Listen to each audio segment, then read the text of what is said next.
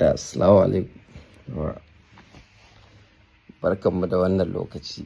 Da fatan kowa waye gari lafiya. Afuwan, zan yi magana ne akan wannan abu da America take ƙoƙarin jefa kanta a ciki. Yanzu nan aka turo mun wani bidiyo, so jiya kuma still na haɗu da wani. Ina neman labarai, na bincika na gani a page ɗin Abis Fulani. So akan su biyun da zan magana da ita wannan da aka turo da nasa. Na farko ita wannan da aka turo abinda take cewa tana magana ne akan malaman arewa ba tun da ake kashe musulmai ai ba sa magana ne da celebrities da kuma wanda dai suke da followers da yawa. Duk da dai na ji muna da followers millions, wai ba mu san power menene social media ba. Ka ji 'yar ƙauye. To mutanenmu ya kamata in za ku yi magana, in an yi magana ba wai ku zo za ku taba mutum amsa ba, sai ku tsaya ku yi tunani abin da ya faɗa haka ne. To ba abin da kika faɗa ba haka ba ne. In yarinya ce ki sani, kin ce malamanmu ba sa magana dai su za su ta faɗa akan ƙungiyanci da waye. Duk dudu yaushe aka fara wannan mayar da mutanen da wasu wawaye suke na hauka. Kwata-kwata zuwan TikTok ne, yaushe TikTok ɗin ya zo. Muna fara miki da kan malamai ne. Da yawan malamanmu ki koma, Allah ya ji kan Albani Zaria, Allah ya ji kan Jafar Mahmud, me ya kashe su? Ina ga duk akan wannan abubuwan da ake wa arewacin Najeriya ne fa suke magana. Kawai sai yau ita ta zo ta yi magana, ko kuma kun ce wasu da yawa abun kunya, wasu sun shiga wasu suna gaskiya ne. A'a, ba ƙarya ne. Malamanmu ba wanda ni dai na sani malami ne na arziki da makogaransa da waɗanda suka yi kuka akan kashe-kashen da aka yi. Duk mun nuna, kawai su turawan ba shi ne a gabansu ba. Yawwa, ba shi ba ne a gabansu. Na biyu sai take magana celebrities. To har ina ji har zanga-zanga akan tsayar da kashe-kashe a Najeriya. Ina ji celebrities ɗin da yawa na arewacin Najeriya irin su Ali Jita duk sun fita. Duk ba su duk abin da suke bi ba, kawai dan ta zo ta faɗa mutane kudin. Wannan mutanen kuma wacce take magana fa Kristan ce, wai take ba mu shawara. Mutanen da su yanzu so suke a kawo har su yanzu kawai ɗan haushin nan da America ta yi, to dai mutane kun gani. Ga mutanen nan dai muna zaune da su a ƙasar nan lafiya. Business in ya zo, in namu ɗan uwan ya kawo, in ka ba da kwangila, in suka kawo proposal, in ɗan uwanka musulmi ya kawo proposal ɗin 10,000, su in za su kawo 20, amma sai mu ɗauka mu ba su. Saboda mu mun ci a Najeriya ƙasar mu ce ta musulmai da Kirista. Ƙarewa constitution ɗin ma ƙasar ba na musulunci ba ne. Dukiyoyinmu a banki duk suna hannunsa a aji. Kashi 90 na dukiyoyinmu suna hannunsu. Su juya, su ba da bashi, komai su suke yi.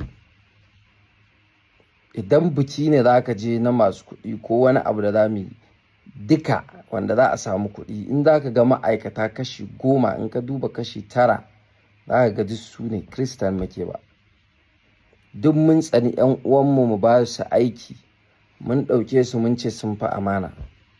So daɗin ayar Allah kenan, ga ta yau ta sauka. Babu duk wannan abin da aka yanzu ɗan haushin nan da America ta yi, kaga dai da yawansu sun fito sai haushi suke, suna ce mana kashe su muke. America ta kawo harin, ta kawo. In America ba ta ebo duk makamanta a lokaci, in ba ta wullo nukiliya a Najeriya ba ta ƙauna Allah. Me zai dame mu? Insha Allah mu in an kai muna da wajen zama mai kyau a lahira, in Allah ya so ya yadda. Har wanda bai san wa yake bautawa ba shine yake da matsala. Wannan shine kuma abinda zan faɗa kai ko kamar ina murmushi. Wannan murmushin har cikin raina wallahi, ni wannan abun kawai a jikina. Zan tashi zan sallah 5 zan roƙi Allah in ce Allah kare ni, sai kawai kuma da na da tunanin a'a no, kawai ta yi ita ma American tsautsayi ne na Allah ya kawo wani abu da zai kai ƙarshen ta. Kawai ne abin da yake mun ciwo da in ma harin za su kawo su shugabanninmu ba su mayan mana da harin da suka kawo na baki ba, kuma ba za su iya mayar da na wutar ba. Menene mugayen maganar da aka kira ƙasanmu da ita, cin mutuncin da yawa ƙasar tamu ba su iya sun mayan masa da raddi ba. To in ya kawo na wutan ma kaga ba mai da mutum kawai ya faɗa abu wai gwamnatin kuwa kawai duk sun tsure hankalinsu ya tashi suna ƙoƙarin ana ƙoƙarin shirya zama da shi na me, shi dai ba ya faɗa albarkacin bakinsa ba. Ku ce to bismillah, ta haɗinta ke ga su nan su Mali su ku ba mu ba mu da abin da za mu rike mai barazana da shi. Yanzu ka kalli su Mali su Niger sa'in sa suke da turawan nan kuma sun rasa yadda za su yi da su, ko da za su yi musu wani abu sun dai in ma kashe su suka ai sun mutu a maza, sun mutu masu zuciya. Amma mu tsuguna da kafanmu muna roƙon su kuma su kashe mu. No ba wannan bane, mu ba wannan bane. Allah bai yi mu a haka ba. Allah bai yo mu tsuguna muna roƙon kafiri wai mu ce wai ya haƙuri kuma ya kashe mu ba. Ƙarya yake wallahi ƙarya yake, tunda shi ya ƙirƙiri ana yin hakan, shi kenan ya sa wa kansa ana yi, ya je ta yi duk abin da zai yi sai ya yi. Mission ne, kakku ba makin da wasu a cikin manyan mu na arewa duk ake sun san me ake so a yin duka. Ba komai, Allah ne zai kare mu, mun dogara da Allah. Lan yusibana illa ma kataballahu lana. Arewacin Najeriya ne muna sane da cewa duk duniya yana cikin gu uku da tura suka fi jin haushi ba. Ka cire Makka, Madina da ire-iren nan irin su Iran, su suka fi jin haushi. So mu nan in Allah yadda za su zo su tarar da mu, addu'o'in mu suna nan, za mu da na kakanni. Kakku mamakin America ta wullo abinda Allah zai mayar mata da raddi. Wa raddallahu alladhina kafaru bi ghaizihim lam yanalu khaira wa kafa Allahu almu'minina qitalu kana Allahu qawiyyan aziz. Haka ne, mu iyakaci mu ce Allahumma rid kaiduhum, kawai shine kawai. Duk abin da za su kawo Allah ya mayar.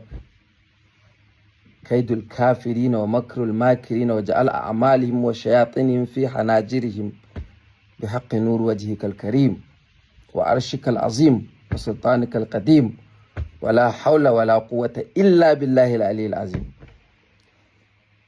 Za ku ga Allah ina murmushin nan ba wai wasa na dau abun ba, babba ne na sani. Kaman yanzu dora da magana abis planning da ya ce mutanen mu kamar sun dau abin wasa. Wallahi abis planning ba wasa aka dauke shi bane, abu ne da an yi kisan yau, an yi an jima, an yi gobe, an yi waye, kun yi magana kuma kana kallo ka san ba za a yi ma adalci ba. Duk sanda ka je gaban alƙalin da ka san ba naka bane ba zai taɓa ma adalci ba zai shari'a yadda Allah ya ce ba, to ko baka da zaɓi illa ka miƙa wuya ka nema wa kanka ka ce ƙulna ya naru kuni bardan wa salaman ala Ibrahim, ka shiga tabarrakin annabi Ibrahim, Allah ya tsiratar da kai.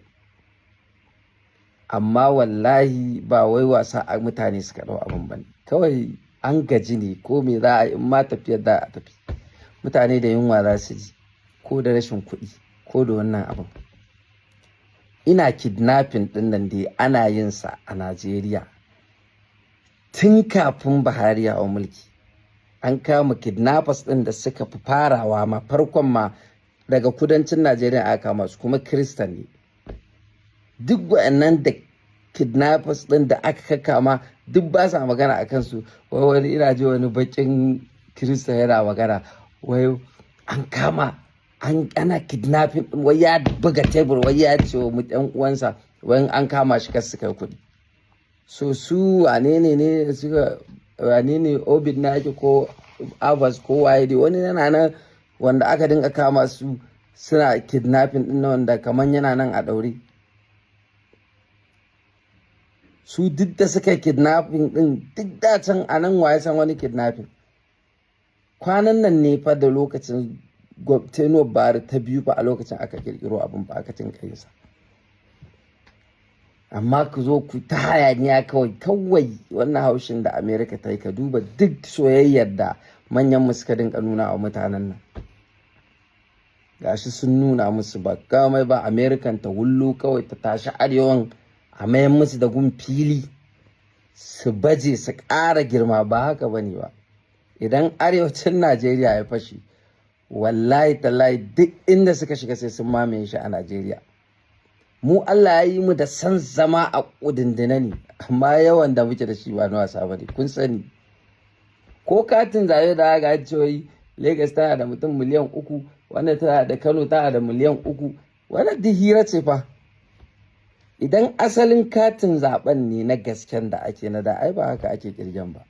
Layi kawai yanzu dai an bullo da wani abu a ce ku je ku yi rijistar zaɓe, amma an ƙayyade iya adadin da za a ba garin yankinku ko garinku. Kai baka sani ba, ka je kai ta yawo ka gama rijistar zaɓen ma ka je karɓa ka ga an ce ma bata fito ba. Duk mun san me ake mana. To abin ya yi yawa ne, yau an yi gobe an yi jibi an yi, tun kuna magana har 'yan siyasa ma su dinka ganin kamar maganar da malaman mu suke ko maganar da yawancin celebrities ko mutanen gari suke yi kaman ba sa musu uzuri. To tunda an zo haka ba ku sa ido ku shiru ba. Za wata yarinya kawai ke da wace san ko wace zo kina magana wai ba a magana. Malaman mu ma da wasu an kashe su akan maganar abin ne kawai. Su ko mutanen mu tana neman comment kawai an bita ana haka ne. Kai mutanen mu gyara wannan abun. Ƙarshe zan gaya muku, in za mu dawo mu gaskata magana Allah, mu dawo mu gaskata ta. Dama Allah ya gaya mana duk yadda za ka goya mutumin da ba musulmi ba, kafiri, ƙarshe in an zo inda kai za ka shekaru 10 kana goya shi, in an zo inda shi zai goya ka na minti 10, wallahi tallahi ba lallai ya goya ka ba. Haka ne, in kun ba su amana, duk amana. To mutanen da mun sani ku ce wai hankalin mu ya tashi na ina. Allah ya gaya mana fa, in dai ba hanyar shi muka ba za su taɓa yadda da mu ba kuma za su fasa abin da za su yi mana na cutarwa ba. To kuma sai mu zo mu ɓata lokacin mu. Babu, ba za mu mutu a zuciya in mutu a fuska ba, kuma in zo in mutu nawa ba zai yi ba. In Allah da wannan murmushin da muke, in harin za su kawo ya tafi da mu, Allah ya sa ya tafi da mu har lahira da murmushinmu, farin cikinmu. Amma ya daya na ni tsorata da abin no ba wannan magana. Babu, ba wanda yake jin tsoro. Ni dai irina ba ma jin, ni dai ba na jin tsoro. Babu wallahi, Allah babu. Sauran da zai cije ni da yamma, Allah na fi jin tsoronsa akan wannan abin da kuka ɗauko. Wallahi sauran da zai iya cizo na da yamma in na fita, na fi jin tsoronsa akan wannan abu. Mutanen da ka sani ba za su taɓa goya ma baya ba, to kuma me yasa ka zo ka ba su haƙuri? Waya za mu yi wa Donald Trump ɗin? Ba waya za mu yi ba. Trump ne ko Trump? Ba waya za mu yi ma, mu san wa inda za mu yi man magana ba. Amma mun yi magana a social media ba da turanci ba, ko duk kalma ɗaya in za ka ajiye dictionary ne zai faɗo, ba zai saurare ka ba ta kai ke son ji ba. Su wanda yake son abin da suke so su yin sai sun yi kayansu. Sai dai mu ce Allah ya kare mu kawai. Wassalamu alaikum wa rahmatullahi wa barakatuh. Jama'a a ci gaba dai da addu'a, ta addu'a. Allah ba zai bari ba. Ma'assalam.